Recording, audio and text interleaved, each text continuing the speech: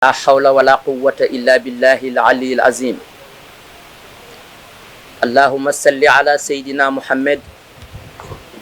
وعلى آل سيدنا محمد.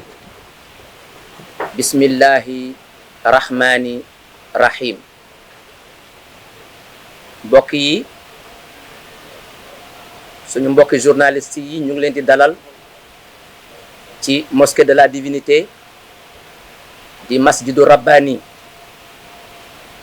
di leen ñaanal yàlla dafa leen fi dalu jàmm. li waral jotaay bi nag mooy waxtaan ak yéen nga xamante ne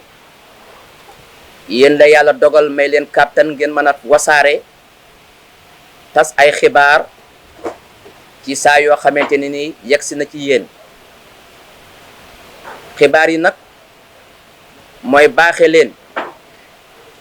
baaxe mbokki Sénégal mbokki Afrique ak mbokki àdduna bi yépp nga xamee ne tey fi tey ci jamono àdduna lu fi yëngatu rek ak gox bu mu mën a yëngatoo ñépp jotandoo ko ngir xam-xamu xarale yi nga xamante ne ni daje na. ba tax na ci noonu li waral jotaay bi mooy yàlla subhanahu wa ta'ala gannaaw ba mu giiñee ci wal asri nga xame ne mooy tekki tàkkusaanu jamono di mujjug jamono ne doom aadama yépp ñu ngi ci perte. jamono boobu nag li tax ñépp nekk ci perte mooy ne nit ñi seen itte yépp mooy àdduna, koomu àdduna, bànneexu ak fo fàtte nag ki nga xamante ne mooy seen borom bi nga xamee ne moo leen bind te la tax mu bind leen mooy ñu jaamu ko. kon bàyyi nañu ginnaaw jaamu yàlla, fitna tàbbi na seen kaw, njàqare ak tiit yépp tegu na seen kaw. bu loolu yegsee nag suñu borom tabaraka wa taala pour xittali ñooñ jamono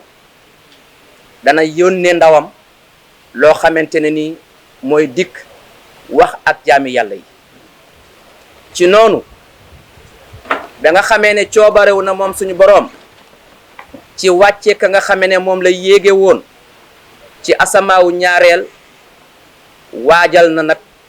jaam bu ñu wax Mouhamed Gorgui Séni Gueye yéege ko ci asamaawu ñaareel done la ko leeru yonent yàlla Insa ibnu Maryam wàccee ko ci kaw suuf ci atum 1965. ba muy wàcc kàdduk a'uuzu billahi min ashaytaani rajim la wàcci waale ci kaw suuf mooy xeej wi nga xamante ne moom la ko suñ borom jox ngir mu xeexe ko seytaane ba seytaane du mën ci moom dara. waaye bi muy wàcc ndawal yàlla li mu àndal di Jibril alayhi salaam mi ngi ko laf ci wetu ndejooram te di ko dégtal kàddu yi di wax naan laa malja wala manja min allahi ila ilayhi. làquwaay amul, rawukaay amul fenn fu dul ci yàlla. kon nag kàddu yooyu nga xamante ne bi mu yegsee jotal na ko jaami yàlla yi ne leen jamono bii ñu nekk day di mujjug jamono kenn amul fooy làqoo, kenn amul fooy rawe lu dul nga wëlbatu ko delluwaat ci sa borom subhanahu wa taala. ci noonu waajtaay wi ko suñu borom waajale nag toog na lëlu wéetal boromam fukki at ak ñeent tàmbale ko 1963 ba 1977 mu jot ndigalu boromam war a génn wooteel ko woote bi nag jëm ci jaamu yàlla yi. le 6 mars 1977 la wax ne suñu boroom subhanahu wa taala jox na ma mission wu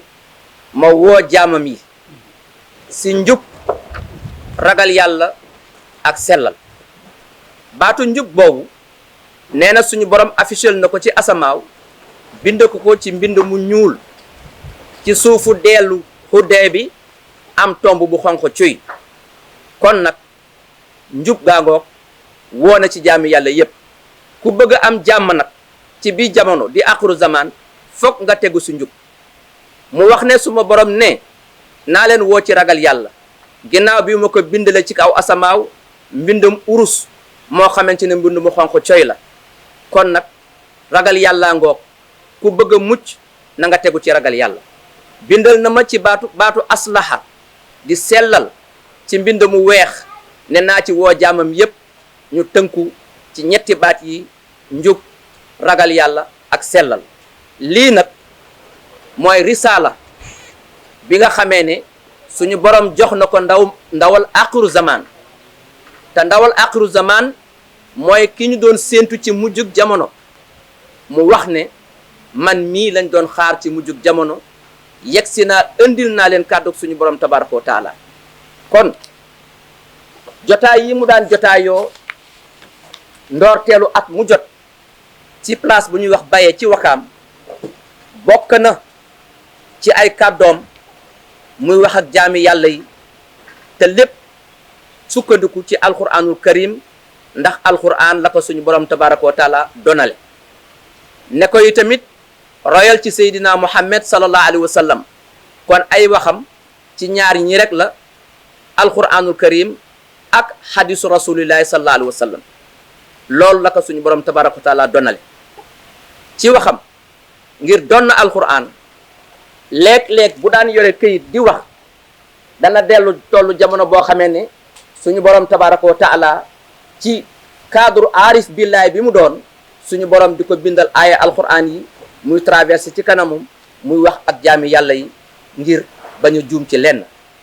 kon nag yàlla bu waajalee jaamam waajtaay wa nga xamante ne mooy waajtaayu baatin wax ak moom ci bi mu waxee ak moom yebal ko mu woo jaami yàlla yi ci ñu topp suñu borom tabaraka wa taala foofa nag pour firndeel ko suñu borom tabaraka wa taala wàcceel ko néegu yàlla bi nga xamante ni tey moom ngeen nekk nii ci peggam muy mosquée de la divinité mosquée de la divinité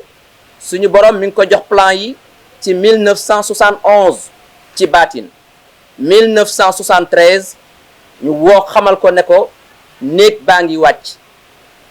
génnal mu génn teen ci asamaaw gis maketu jumaa ji jóge ci kaw asamaaw di wàcc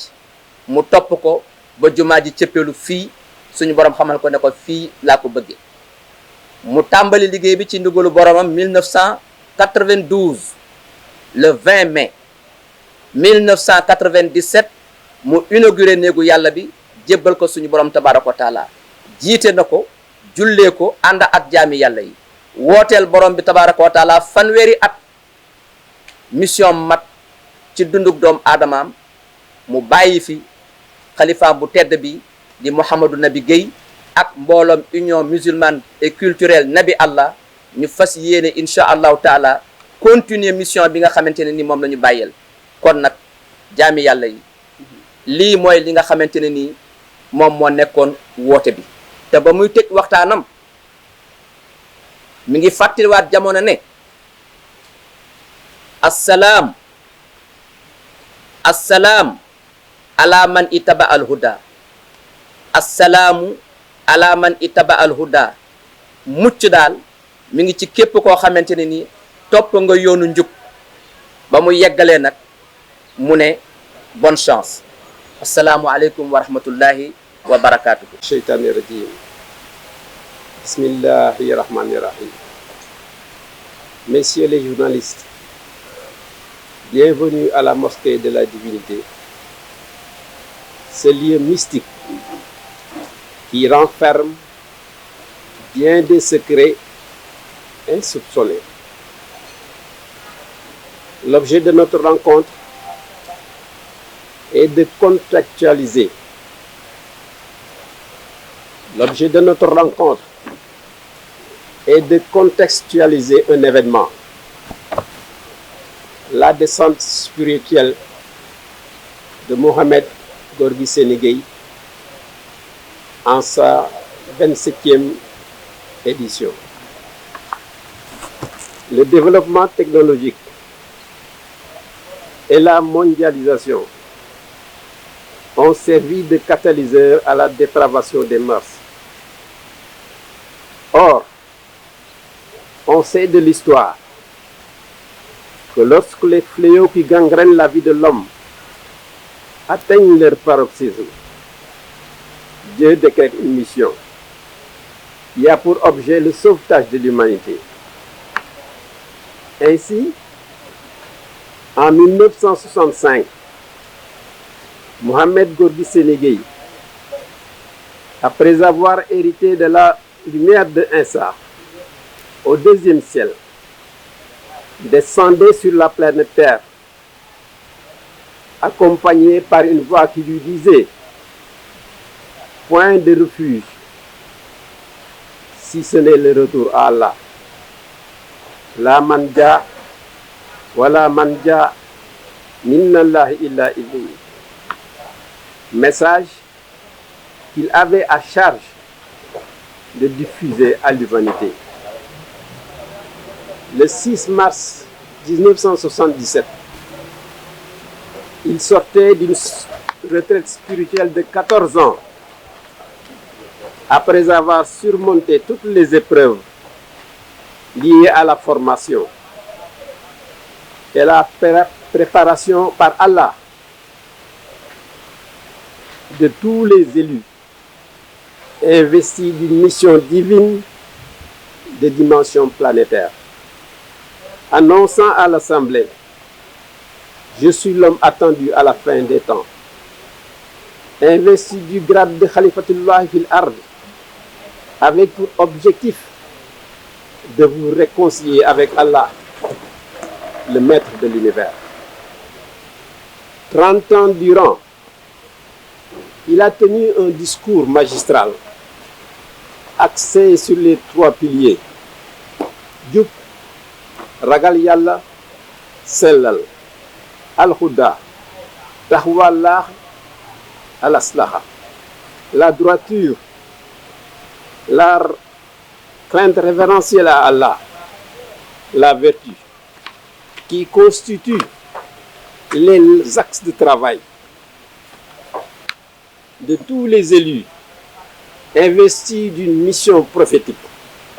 trouvant toujours leur source pour convaincre dans le Coran sublime. Il est des moments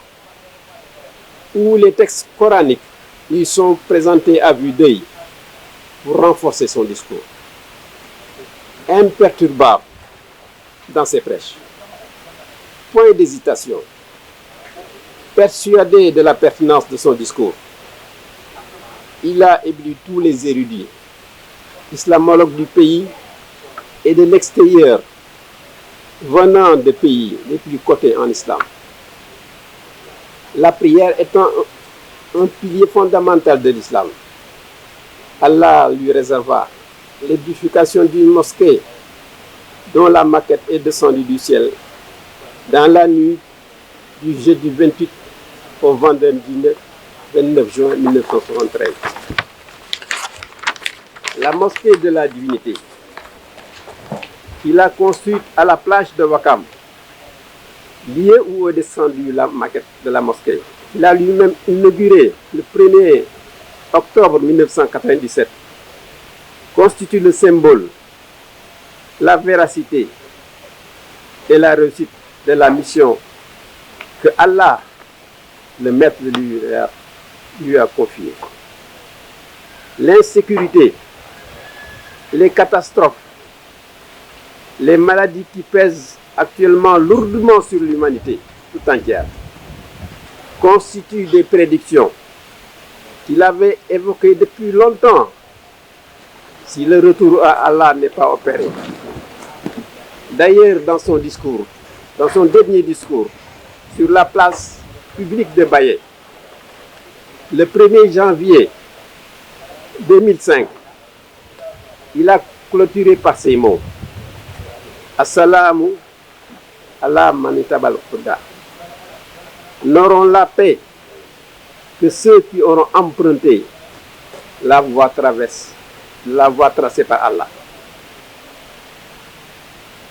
Il a souhaité bonne chance à l'humanité, puis, préoccupé par la question: est-ce que l'humanité parviendra à échapper à la menace qui pèse sur elle? Il a finit par fondre en larmes. Puisse Dieu nous donner la force de perpétuer l'œuvre magistrale de Sangabi en compagnie de Mohamed Nabi, son digne représentant et ses braves compagnons. Je vous remercie de votre aimable attention.